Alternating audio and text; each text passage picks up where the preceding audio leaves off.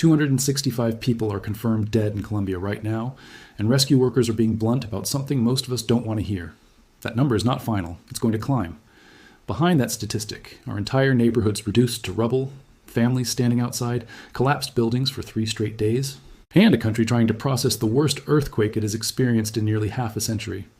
Here's what actually happened. On Monday, a magnitude 7.4 earthquake tore through western Colombia, the strongest tremor to hit the country in 47 years. It struck without warning, and within hours, entire blocks and cities across the region had come down. By Wednesday evening, Colombia's president confirmed that at least 265 people had died. More than 3,500 others were injured, and nearly 500 people were officially listed as missing, though separate civilian-run databases tracking the disaster put that number far higher above. 4,100 people still unaccounted for. Let that gap sink in for a second. The government's official missing count and the number being tracked by independent volunteer databases differ by thousands of people. But that's not a clerical error. It reflects just how chaotic and overwhelming this disaster has become, with communication lines down, displaced families scattered across shelters, and rescue teams simply unable to verify every name fast enough to keep any single list accurate in real time. The hardest hit cities are Cali, Pereira, Manizales, and Quibdó. In Pereira alone, in the heart of Colombia's coffee-growing region, 83 people have been confirmed dead. Cali, the country's 3rd largest city, has recorded 74 deaths so far. More than 9,550 homes have been destroyed outright, and government officials say more than 25,800 families have been directly affected by the disaster in some way, whether that means losing a home, a loved one, or both. Right now, the entire country is racing against a brutal, well-known clock. Rescue workers everywhere in the world understand the same grim rule after a major earthquake. The first 72 hours are the critical window. That's the period during which someone trapped beneath collapsed concrete has the best realistic chance of being found alive, before dehydration, injuries, and exposure make survival increasingly unlikely. As of Wednesday, Colombia was approaching that 72-hour mark, and officials in Cali were honest about what that means. The city's mayor told reporters they were entering what he called the final phase of the search. He was careful to clarify that doesn't mean survivors won't be found after that point, but it does mean the odds get significantly harder with every passing hour. And yet, even inside that brutal window, there have been moments that are almost impossible to describe as anything other than miraculous. In Pereira, rescue crews focused for hours on a collapsed bakery, believing a street vendor named Pablo Loaiza might still be alive beneath the wreckage. Using equipment sensitive enough to detect vibrations underground, rescuers picked up what they believed were possible signs of life. His 16-year-old niece stood outside the site, telling reporters her heart felt like it was about to burst out of her chest while she waited for news. In another part of the country, rescue workers carried a survivor named Daniela Largo out of the rubble, pulled from a collapsed building the day after the quake struck. Proof that even as the window narrows, it hasn't closed completely. The method rescue teams are using to find these survivors is deceptively simple and profoundly tense. Every 30 minutes, crews call for total silence across an entire collapsed site. Sniffer dogs stop working. Heavy machinery goes quiet. Soldiers, volunteers, and firefighters all stand still, listening for any sound at all. A knock, a voice, anything that might indicate someone is still alive beneath the debris. One volunteer rescuer described the process directly, explaining that they pause everyone every half hour specifically to check for signs of life underneath the wreckage. In Cali specifically, crews have been working through their 3rd consecutive night using nothing but cranes, sniffer dogs, and in many desperate moments, their bare hands. At one severely damaged residential complex, residents formed long human bucket brigades, passing chunks of rubble hand to hand down from the peak of the debris pile, working alongside soldiers and city. Employees in a scene that looked more like a community clearing storm damage than a professional disaster response, because at that point, every extra set of hands mattered enough to matter.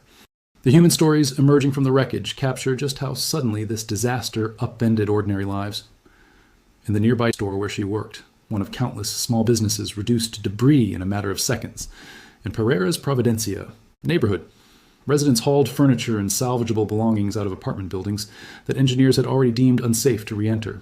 One resident, a lawyer named Anna Polina Crosthwaite, described the surreal horror of the moment, saying they were in a state of shock and weren't prepared to tell their children they had to pack whatever they could carry and start an entirely new life.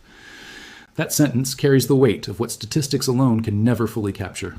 Behind every number in this disaster, 165 dead, 3,500 injured, nearly 500 missing by official count, thousands more by independent tracking, is a specific person facing exactly that same impossible moment, standing outside what used to be their home, trying to figure out how to explain to their kids why nothing is the same anymore. The response to this disaster has tested Colombia's government at the worst possible moment.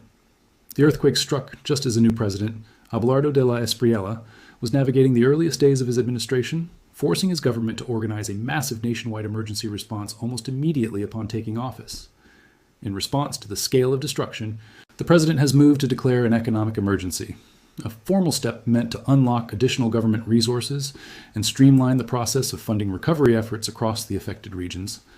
Speaking to reporters in the capital, he was direct about where the government's focus remains. Their efforts, he said, are concentrated on the disappeared, on finding the thousands of people who are still unaccounted for across the disaster zone. International support has already begun arriving. Foreign aid organizations and disaster response teams from other countries have mobilized to assist Colombia's own emergency crews, who are stretched thin, trying to cover multiple major cities simultaneously. Officials have emphasized that having boots on the ground across affected communities has significantly increased the government's ability to actually reach people who need help, rather than simply coordinating from a distance. But it isn't only official agencies carrying this response. Ordinary Colombians have mobilized in extraordinary numbers. Long lines have formed outside blood donation centers as residents wait to give blood for the thousands of injured. Volunteers have organized supply collection drives at major venues, including Bogotá's National Stadium, gathering water, food, and basic necessities to funnel toward the hardest hit communities. In a country still absorbing the shock of its worst earthquake in generations, the response from everyday citizens has been just as central to the recovery as anything coordinated by the government itself. So, why do rescue teams keep insisting the death toll isn't final, even as the search enters its most difficult phase? Because history makes that warning almost a certainty. In disasters of this scale, official death tolls are consistently revised upward in the days and weeks that follow, as search teams reach areas that were initially inaccessible, as more bodies are recovered from beneath the deepest layers of rubble, and as people who were unreachable due to communication failures are eventually confirmed among the dead, rather than simply missing. With nearly 500 people still listed as missing by the government and independent trackers estimating a number many times higher, the gap between 265 confirmed deaths and the disaster's true final toll could be significant. What happens next in Colombia will depend on things that are much harder to control than the initial rescue effort. Structural engineers will need to assess thousands of damaged buildings to determine which can be repaired and which must be demolished. Temporary housing will need to be found for families among those 25,000 affected households who no longer have anywhere safe to sleep. And an entire country will need to begin the slow, painful work of grieving losses that are still, even now, being counted. For now, the priority remains exactly what it's been since Monday: finding anyone who might still be alive before that critical window closes for good. Rescue workers in Pereira, Cali, Manizales, and Quibdó are continuing to work through exhaustion, continuing to call for silence every 30 minutes, and continuing to hope that the number of survivors pulled from the wreckage keeps climbing right alongside the tragic count of those who didn't make it out. It's also worth understanding why this particular earthquake caused so much devastation in the first place, because the answer isn't simply the magnitude of the shaking. A 7.4 magnitude quake is undeniably powerful, but the scale of destruction in cities like Cali and Pereira also reflects decades of rapid, often informal urban growth across parts of Colombia, where housing was built quickly to accommodate growing populations without always meeting the strictest earthquake-resistant standards. Engineers studying disasters like this one consistently point out that it's rarely the earthquake itself that kills the most people. It's the buildings. Structures that weren't reinforced to handle intense lateral shaking are far more likely to collapse, suddenly and catastrophically, which is exactly the pattern rescue teams have been confronting building by building since Monday. That reality is already shaping conversations happening quietly alongside the search and rescue effort. Structural engineers and government officials will eventually need to confront hard questions about building codes, inspection standards, and how construction across earthquake-prone regions of Colombia gets regulated going forward. Those conversations won't happen this week, while crews are still pulling survivors from rubble and families are still waiting for news of missing loved ones. But disaster researchers who study earthquake recovery say those questions are coming, because a tragedy on this scale almost always forces a national reckoning with how prepared or unprepared existing infrastructure really was. There's also the matter of what recovery actually looks like once the search phase winds down, and it's worth being honest that this next stage often stretches on far longer than the disaster itself ever suggested it would. Families who survive events like this, one frequently spend months, sometimes years, navigating temporary shelters, insurance claims, and the slow bureaucratic process of rebuilding. Psychologists who study disaster recovery note that the trauma doesn't end when the search teams pack up and leave. For children especially, losing a home, a school, or a parent in a matter of seconds during an earthquake can create long-lasting psychological effects that require sustained mental health support long after news coverage of the disaster fades. Economically, the impact of a disaster like this ripples outward in ways that aren't always immediately visible.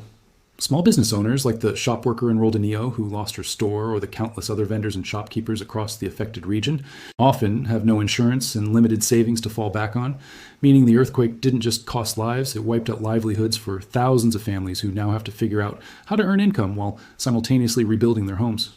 That's part of why the government's move to declare an economic emergency matters so much beyond the immediate rescue effort.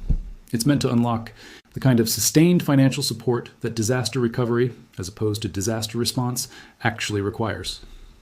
As international aid continues arriving and Colombia's own emergency services stretch themselves across multiple devastated cities at once, one thing rescue coordinators keep emphasizing is that recovery is not a single event with a clear finish line. It's a process that will unfold in stages.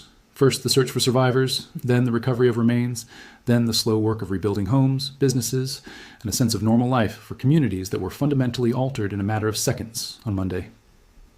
The death toll climbing past 265 isn't the end of this story. In many ways, for the families now facing the reality of what comes next, it's only the beginning.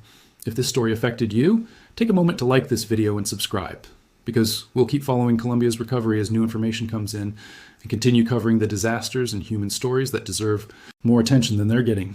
Colombia is still counting its losses, and the world should be watching closely as that count continues.